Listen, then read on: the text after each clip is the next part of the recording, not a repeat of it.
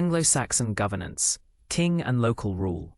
The Anglo-Saxon king held immense power, being the most influential person in the land with no one able to dictate his actions.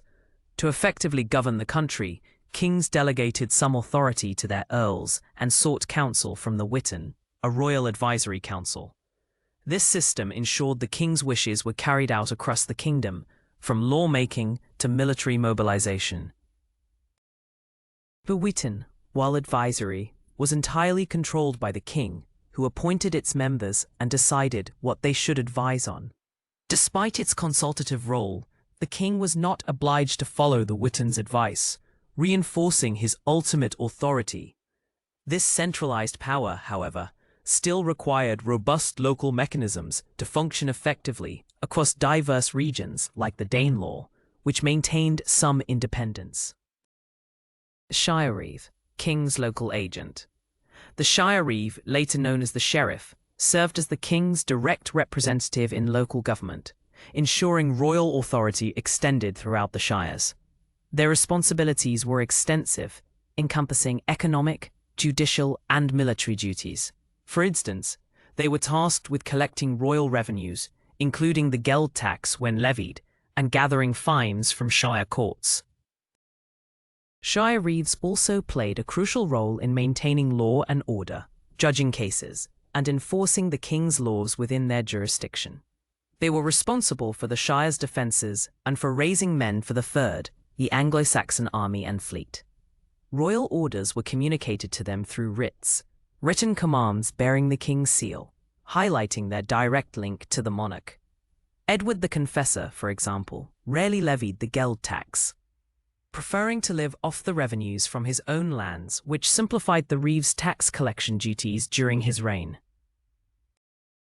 Anglo-Saxon administrative divisions. Anglo-Saxon England was meticulously divided into administrative units to facilitate governance, taxation, and military organization. Each earldom was subdivided into shires, which were further broken down into hundreds. This hierarchical structure ensured that royal directives could be disseminated and enforced efficiently across the kingdom. Within each hundred, there were tithings, originally groups of 10 households, and the hundred itself typically comprised 100 hides of land. A hide was a unit of land, approximately 120 acres, which carried specific obligations, such as providing one man for the third for every 5 hides owned.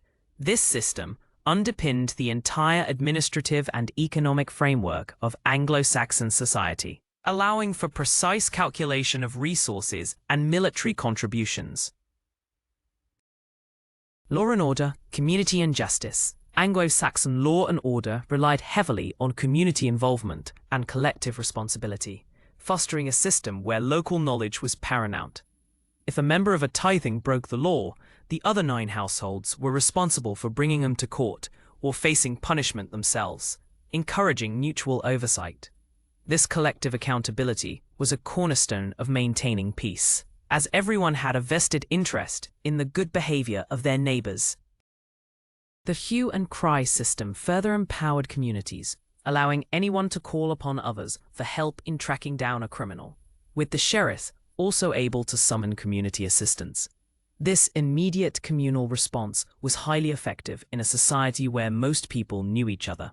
Additionally, the practice of ordeal, a compensation payment, was common to prevent blood feuds between families, with the value of a person's life varying based on their social status, from a carl to a nobleman.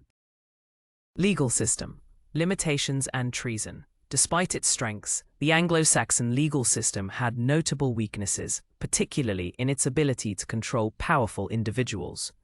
Earls and other influential figures could sometimes act outside the law with impunity, as the local mechanisms were often powerless to challenge their authority. This posed a significant challenge to the king's overall control and the uniform application of justice across the kingdom. Treason, defined as acting against the king, was considered the most serious crime in Anglo-Saxon England and carried the ultimate penalty, death. This severe punishment underscored the absolute authority of the monarch and the gravity of any challenge to his rule. For cases where community courts could not reach a decision, a trial by ordeal might be employed, where divine intervention was believed to reveal the truth, such as through handling hot iron or immersion in water.